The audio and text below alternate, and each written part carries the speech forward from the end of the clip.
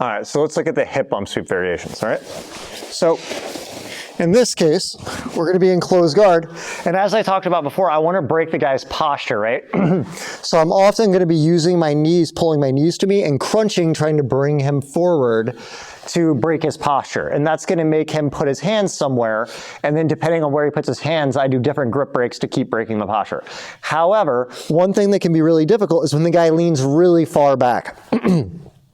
So when he's this far back, even if I do that, keep leaning back, yeah, even if I do that, I can't bring him forward at all, right? And then maybe I try to grab the collar, he's breaking my grips a bunch, he's just making it all really difficult. However, when he's leaning this far back, I can't bring him forward, but that means I can bring myself up really easy, okay? And I'm gonna use that as momentum to come up to go for the hip sweep, right? And I'm gonna go through the hip sweep in a second, but the main idea is as I come up, I'm gonna threaten this hip sweep. If he comes back in, I'll take what he gives me. A lot of times you'll get the hip bump sweep, but if not, it's no big deal. I'm gonna bring him forward, okay? So when I go for the hip bump sweep here, I'm looking for like a collar grip maybe. He starts breaking this, right? So he's here like this. I'm gonna really fast crunch and sit up, right? As I sit up, once I'm fully up and I got my left hand on the floor, I can unlock my legs and I'm gonna go try to grab his tricep here. If his arm's on the outside, that's ideal for what I want here to get this sweep. Again, you can't always control how he responds. So if I can get this tricep here and I can pull it in, now I'm just gonna drive with my right foot on the floor here, him over. You can come around and get this.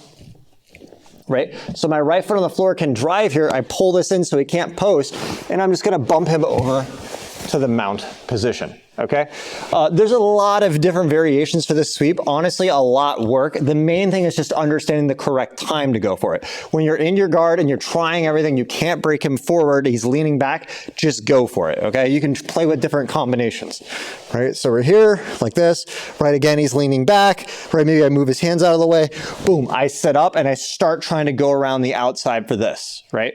As I go for this, here I pull it in so he can't make that post, because if I don't have this, he can post. And that's not the end of the world too. We can do triangle chokes, which I'll show later, right? So that's not the end of the world either. But if I want to try to get the sweep, the best is if I can catch that, right? So I sit up, I catch this, I pull it in tight to me, I use my right toes on the floor, and I'm going to drive my hip over to get the mount position.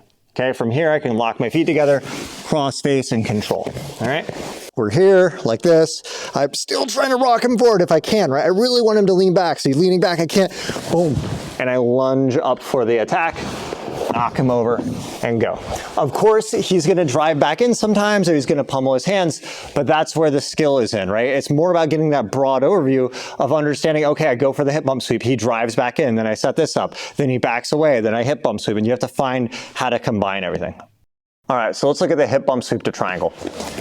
Okay, so really common situation, and again, you can do this one with multiple different grips. Same idea, the guy is leaning backwards, right, like this. So now I'm here, I like to, if I can, to pummel on the inside before I go, because if I go here, his hands are already there to block me, right? So I'm trying to bring him forward, his hand, I pummel inside, and now I'm gonna sit up quick and go for this, right?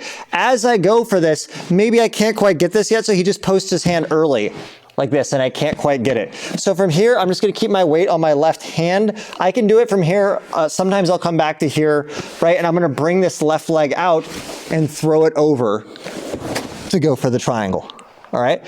I know this is coming. This is one of the most common responses when you go for this attack. So when I'm here, I come up, I go, he goes here. Sometimes I'll just throw it here if I feel like I can get it. Sometimes I might throw my right leg over the back first and throw up high. Either one will work, right? Bridge my hips, arm across, start finishing the triangle, okay? Again, if I'm here and I go, I pummel inside first. I want to bring him down, lean back really far. He's breaking my collar grips, break the grip, whatever. Boom, I come up and drive right here. I bring this over, throw it, fall back and go from here.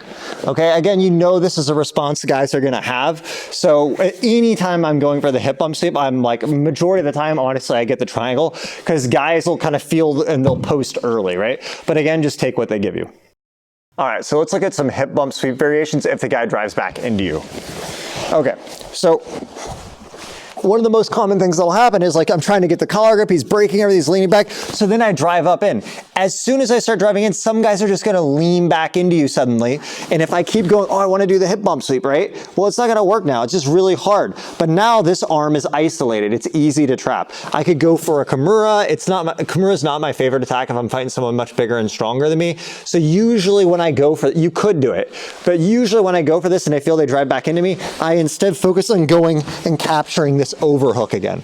Now I've set up the overhook position again, right? And just like we showed before, I could either grab the collar, I could grab the belt and work here. Now I'm gonna block the wrist and start working to set up a triangle or an omoplata or whatever you want, right? Again, it's a simple concept, but the really big thing in jiu-jitsu, it's not knowing the techniques, it's knowing when to do the techniques. So understanding how these techniques fit in with context is the key, right? So I'm here like this, if his hands are low, maybe I try to pull him and break him forward, and now I can start breaking him forward and going. So as I try that, he leans back even further, right? So he's leaning back really hard, lean back really far, don't let me pull. See, I can't, right? So I go here, boom, see, I can even try with the collar to bump him. He drives in immediately, boom. I've already got this arm trap now. See, now start getting your arm back out here. See, it's isolated. I shrimp out, overhook, catch the belt. Now I'm working here for the triangle, right? Go for the triangle. If his head's really, really low and I feel like that's hard, I could push the head away, throw the omoplata over, and attack, right? On top of all the techniques I'm showing you, guys, that's why I'm always reiterating these broader concepts and ideas of you can't take what you want, you have to take what they give you. That's like the fundamental thing in jiu-jitsu. You have to kind of see all the attacks and then you look at your opponent, see the position they're in, attack with something, and then as they respond, you take the things they're giving you. You can't get in your head going, oh, I want to do the hip bump sweep. I'm going to master the hip bump sweep and then everything will be good, because you may try to master the hip bump sweep, but then your opponent you're going with, even if he's way lower level than you, he may be leaning forward and you can't do it. So you have to kind of mix all these things together and try to find which thing is fitting for the situation you are in. Closed guard's often taught as like one of the most basic positions in jiu-jitsu. So this series is going to be both focused on how to play the closed guard in of itself, as well as how to set it up. I think often people think of it as like an old school thing, so it's kind of like not as effective anymore, but that's like completely not the case. It's one of the most powerful guards in jiu-jitsu. It just depends on context. One of the biggest strengths of closed guard is that it has a lot of submissions and ways to win the match from bottom. So if I get to close guard on my opponent, he can't just fall to his guard to get back out of the position. He has to stay in the position. I can threaten collar chokes, I can threaten arm bars, I can threaten triangles.